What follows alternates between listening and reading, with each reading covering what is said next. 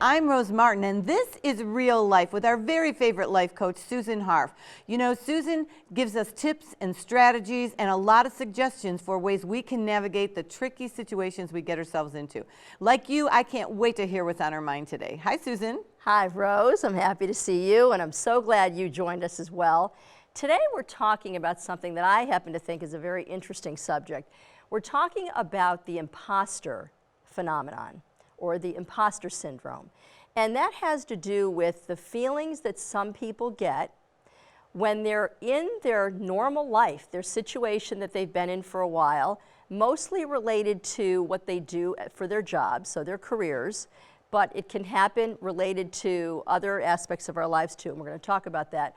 But mainly, feeling as though you don't belong there.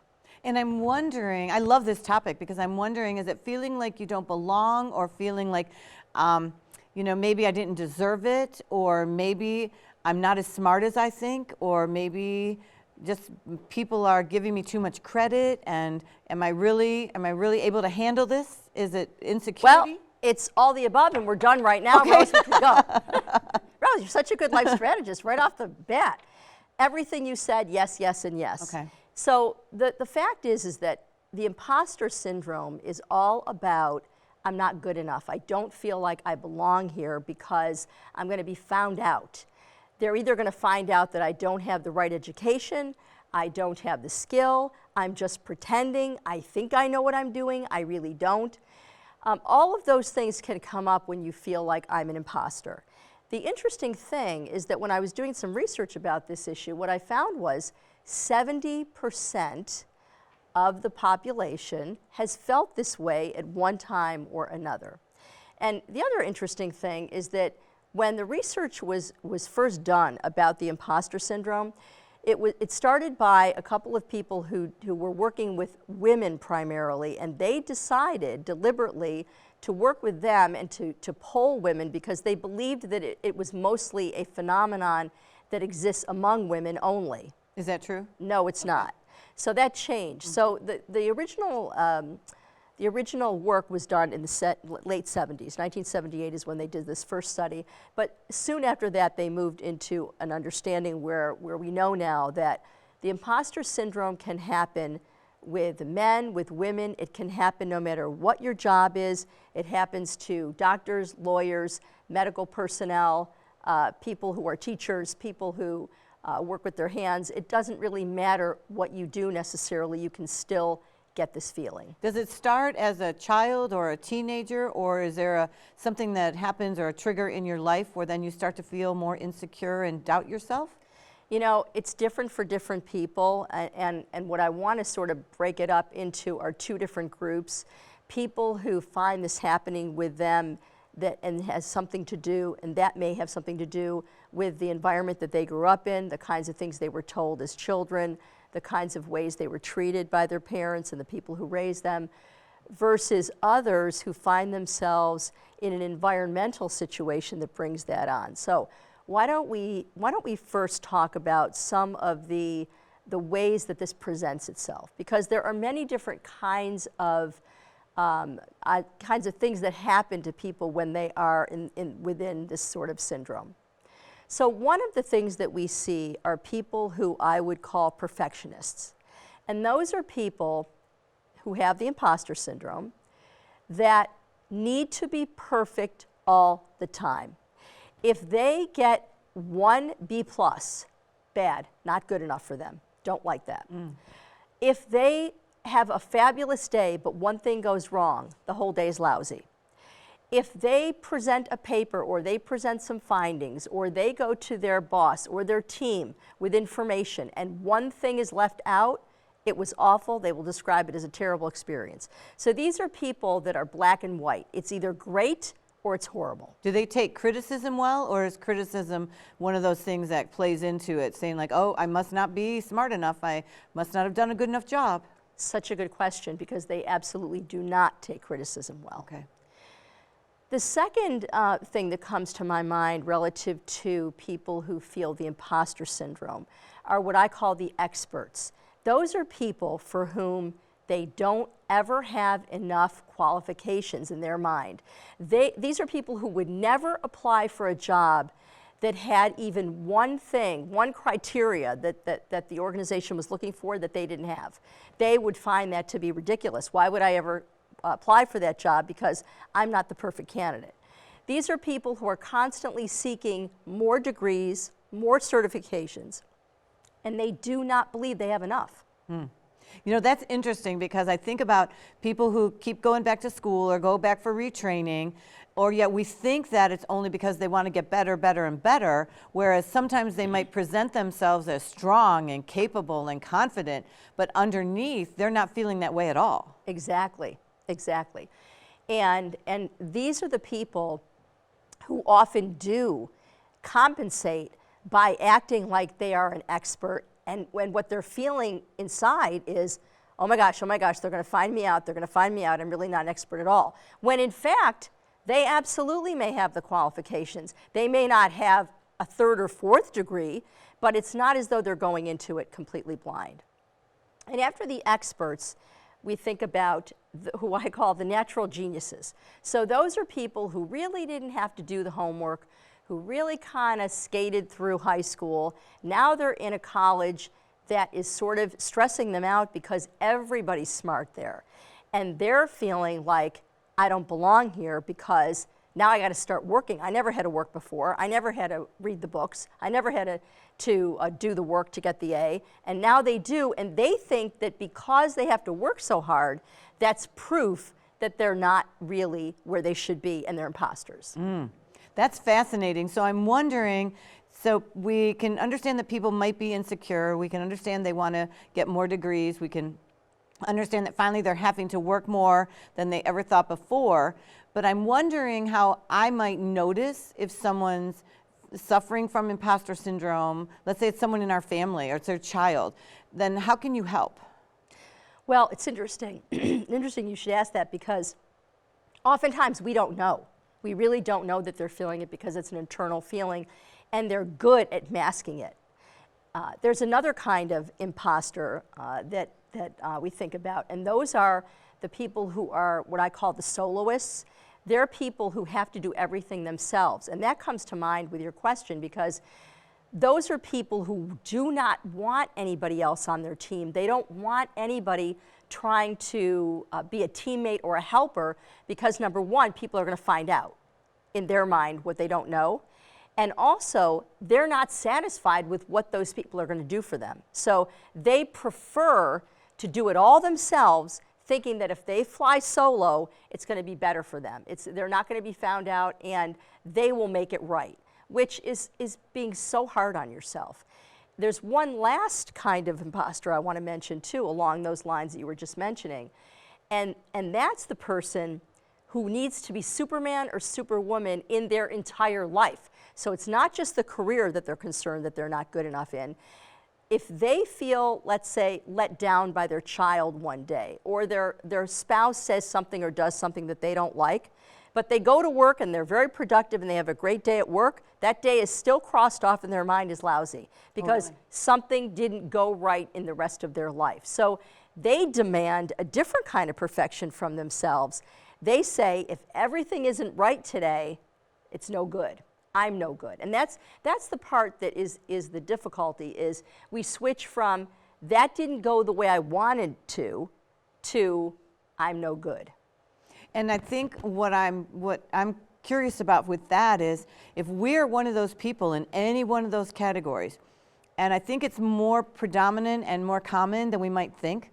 I think a lot of us would say, you know, I might not fall into the super hyper activity person, but I might fall into one of the other categories. So if light bulbs are going off for all of our viewers, what are some suggestions if the light bulb's going off for you and you're thinking, uh-oh, that's me she's talking about? Mm-hmm. Great question. So one of the things that we talk to people about is notice the kinds of messages you give yourself. Oftentimes with the imposter, the messaging is very negative, and the messaging is also about, I gotta hide this, I don't want anybody to know this. And that can take, getting to your other question as well, that can take the form of, being extremely pompous and extremely know-it-all, when in fact that's a cover-up for how they really feel. Sometimes, though, you're not really going to know how they feel. So if you're that person and you're doing a great job of covering it up, you're not doing a good job of making yourself feel better. So one of the things that we start off with is pay attention to the messages you're giving yourself. Pay attention to the kinds of things that you're saying all day long when we run this tape in our mind. And I've said before, we all have a conversation going all day long with ourselves. And so the messaging that people are giving themselves who have this syndrome is, well, one thing didn't go right today, so that means I'm terrible. Or I don't want anybody on my team because they're going to find out, so I better do X, Y, and Z, 1, 2, 3, all by myself, and don't let anybody help me because then they'll know the truth, so to speak. So one is notice the messaging. Two, the great thing about the imposter syndrome is that you can change. So the way to change is not just to first notice the messaging that you're giving yourself, but also now we need to talk about reframing the message. So the interesting thing about the imposter is they never stop to consider that people who do apply for the job where they don't have every criteria, people who do have to work hard in college even though they didn't work hard in high school, people who do get things wrong at work but still go to work happy, they can do the same thing as those people. You can become those people. And the way to do that is to say to yourself, yep, I didn't get everything right today and I'm still great. And there was plenty of things I did get right today. And the other thing I was thinking about as you were mentioning those is, sometimes you're so worried about what other people think or how other people are judging you, and they may not be carrying one iota, or it's not on their mind about you and your competency or what you're doing. You're the one that's creating all that. That is so true. Most people are worried about themselves and how they're perceived and what they're doing, and are they accomplishing what they wanted to. They are not at all concerned about the things you are relative to you. However, we all have supervisors, we all have people that we work with and for, and so it is important to get straight with yourself about how it is you're doing what you do. So if you're somebody who feels this way, number one, we want you to think about the messaging you're giving yourself. Number two, we want you to reframe the message. We want you to understand that you are no different than the person who's happy not being perfect. The only difference between you and them is not your competency, it's the way you feel about yourself. And then what we come to is, why do you feel that way? Because in order to change it, sometimes we have to change either the past or the environment, how we deal with the past or the environment. So let's say the reason you feel this way is because you had parents who said, you got an A-, that's not good enough, or you didn't get all A+. There are people, unfortunately, who are parenting their children that way, and that's so wrong, and it's not helpful, and it's not appropriate. But I always say that we didn't go to a school to learn how to be a parent. None of us were perfect. So what we need to do then is to change how we feel about those messages. So we need to have an understanding. We need to have a talk with yourself and say, I know my parents didn't tell me that I was perfect when it came to schooling. That doesn't mean that I need to be perfect. That is not a virtue that I need to ascribe to. And it's more appropriate for me to say, do my best, and ask yourself the question, do you do your best? And always the imposter does their best. Always they're treading water to do even better. So what we want to say is, you're good enough. And if you're good enough for yourself, then you become good enough for others. The way to change, if you're trying to change how others view you, is to change how you feel about yourself. So the good news is, you don't have to become smarter, you don't have to become more accurate, you don't have to become more perfect. You have to become happier with who you are and the performance that you give. And you think, you were saying about the self-talk and what you're saying to yourself. I'm also thinking that you don't verbalize that to other people at first, saying, oh, I'm sorry that you might not like this. To frame whatever you're sentence might be in the negative. Say, oh, well, this isn't my best work, but I hope it's okay for you. Or, gosh, I should have done a much better job organizing this, but, I'm sorry I ran out of time. So some people do that automatically. Yeah. Start the conversation on the negative Yes. for themselves. Yes. And we need to have conversations, but not those, not that start with that. The conversations we need to have are, we need to pick a couple of confidants, one or two people who you believe you can trust to tell the truth and say, I'm having a really hard time with this and here's why. And when you do that, you not only become transparent, which allows other people to be transparent with you, and I want to talk about that before we end today, but the other thing that happens is you get feedback from other people who you trust and who you like and who like you. So if your mentors knew that you're really stressed out about things at work, or you're stressed out about how you're parenting or how you're doing in your relationship, if you talk about that, you're opening yourself up to constructive feedback that you can handle because it's coming from somebody who really cares about you. That seems like it would be really hard for someone with imposter syndrome, though, to put themselves out there and be really vulnerable for the feedback. Well, I think it is difficult to all of a sudden start doing that with everybody in your life. But I'm saying pick somebody who's a trusted friend, who has shared things with you perhaps that are things that they don't like about themselves. And go there slowly, but put the toe in the water and venture to say to them, this is something I'm struggling with, and can you help me? Can you talk to me about that? And most of the time, if this person is your mentor and they care about you, they're going to give you constructive criticism, which brings me to my last point about what to do. So we're talking about, make sure you notice the talk, the messaging you're giving yourself, the talk you have with yourself. Reframe the talk you have with yourself. Understand that people who are not like you are still no better than you, they just accept themselves better and more often.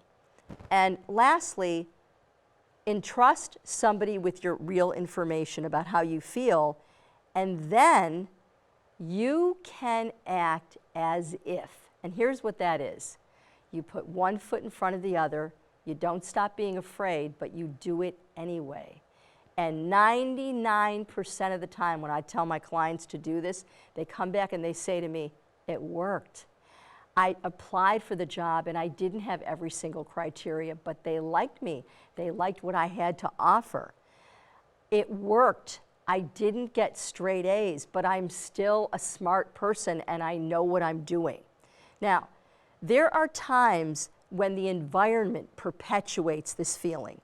And it's when the environment is not supportive of what you're doing. So for instance, let's say you are the only female working, let's say you're an engineer and you're the only female working in your organization as an engineer and everybody else is a man. That can be intimidating when you're the only one. So that could be an environment where just the fact that your gender is different makes it difficult. There are other environments too. People have stereotypes about all kinds of groups. So let's say you belong to a religion or you are a race that people have stereotypes about. That in and of itself might make you feel like an imposter because you're the one who's succeeding. So you feel like you're not, or that you shouldn't be. So pay attention also to the environment that you find yourself in. And I always say, assume the responsibility that is yours. But here I'm going to say, maybe the responsibility is not yours. Maybe you feel this way because you are being judged in a way that's inappropriate because of your environment. So that's something to also pay attention to. Lastly, I want to talk about that constructive feedback. Constructive criticism is what allows us to live. It's what allows us to continue putting one foot in front of the other. We need to know how we impact the world.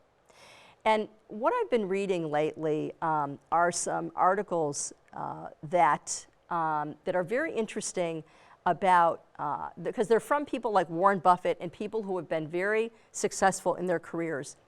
And Warren Buffett was recently saying in an article that I read that the best way you can be a good leader is to be transparent and accept constructive criticism from the people with whom you supervise. with whom you work and those you supervise. And I think that's great because it also shows your vulnerability. That's and exactly it's also why. modeling the behaviors, That's right? exactly why. The more comfortable you are being vulnerable with the people in your life, the more fulfilled you will feel about everything. Because the more people share with you, the more you will realize that they are no better than you. They don't have anything on you when it comes to the kind of assets that you need to succeed in life. The only difference between those that don't have the imposter syndrome are people who accept themselves. So this really is all about self-confidence, acceptance, teaching yourself how to get it. It's not magic. And know that we all, 70% at least or more of our population has faced this at one time or another. Everyone I know has had situations where they said to themselves, I wish I could have done better. I really don't feel comfortable in this right now. So the goal is we're all going to have it sometimes. We're all going to feel that way at some point. But the goal is to feel it sometimes, once in a while, and do something about it because we're the only ones who can help ourselves here, rather than have a life that's full of being in the imposter. And what I love about this advice, Susan, in particular, is that you're telling us that it's okay to take baby steps and it's okay to recognize that, you know what, it's more the norm than the exception. Yes, that it is. all of us are going to do it. All of us are going to experience that at Yes, some point in time, yes. and don't exacerbate it and think like, oh my gosh, my whole world is crashing and everyone's Yes. going to think I'm not anything, because pull back a little bit. Exactly. And give yourself a break. Yes, this is the norm, it's not the Yeah. exception. I don't know if you recall, on Saturday Night Live, Al Franken played this role where he was Mr. Smiley or something, and he was interviewing Michael Jordan. And he said, Michael Jordan, do you ever look in the mirror and say, today, I'm just not good enough? And Michael Jordan said, no, not really. And he said, well, do you ever have a time when you're out there, you're doing your sport, and you say to yourself, I'm not going to do well today. I'm going to be a lousy player. And Michael Jordan says, no, I've never felt that way. And he said, and he kept going on and on about, do you ever, and he kept saying, no, I never do. Well, he's the exception. Michael Jordan is the exception. All of us are not Michael Jordan. And believe me, I think sometimes he actually did not feel good enough. The point is that all of us are going to feel it sometime. That's okay. You know how to get out of it. You know that you need to talk to yourself, reframe the messaging. You need to say to yourself, I am good enough, because you are. And I think once people begin to not only recognize those feelings, or if they're doing that, and they start with just the messaging, they start with the recognizing, okay, what did I just say to myself? I'm going to reframe that, I'm going to say it again. And those conversations that are playing in our own head are a lot more powerful than I think we give it credit for, Exactly. of the impact that it has on our lives or the actions that we take, and then how we feel about ourselves. So true. So that messaging is the key. That recognizing the messaging is the key. Yes, because ultimately, nobody can make this better for you. You need to make it better for yourselves. You need to change it. And I also think that realizing, the whole word imposter, we think of means fake. It means, someone who is totally doing like that Catch Me If You Can, right? Leonardo DiCaprio movie. Yes, He was yes. being everything that he really wasn't, but confident enough, though people were believing it. So what I'm hearing from you is we need to start believing in ourselves, that we are just as confident, that we are just as capable. That's right. And that when we're not, there are specific steps that we take, first being messaging, second being what? Reframing the message. Okay. Inviting our mentors and people who love us and care about us to give us constructive feedback, and to tell us also, we ask them the question, have you ever felt this way? And just to know that constructive criticism is a very good thing. And even if you're in an environment that doesn't necessarily support who you are, you can support yourself in that environment. Just because you're working with all men or people who are different from you in some other way, that does not mean that they are better than you. And I think of the word criticism, it just has a negative connotation. So I think feedback might be a better word. It's feedback, not failure. Exactly. It's feedback for questions that you want to discover about you, so that then you can even remove your own internal mask if you think that you're presenting yourself to the world in a way that's artificial or not real. Because essentially, you are being authentic. Exactly. And that is the most important thing. The more transparent you can be, the more comfortable people will feel with you. Absolutely. And criticism, frankly, and I do use the word criticism as well as feedback, it is what helps us to breathe. We don't know how to get better unless we get feedback from people about how we're doing. Right, and that can be a hard pill to swallow because sometimes it's that criticism that can be deflating. So if you're the messenger and you're giving the criticism, or if you're the receiver and you're receiving that feedback, be open-minded and think to yourself, you know, this is helping me grow. It's not going to deflate me or make it into something that makes me crawl into a corner and no longer have anyone with me. Susan, you are so smart. This has been a great experience for me, and I'm sure a lot of our viewers. So there we go, right? Imposter syndrome. Talk to yourself. Listen to your messages. There's a way that all of this can evaluate and it can evaporate because you're really in charge of you. So Susan's tips are fantastic. And for Susan Harff and Real Life, I'm Rose Martin. Please join us again next time to hear what's on her mind.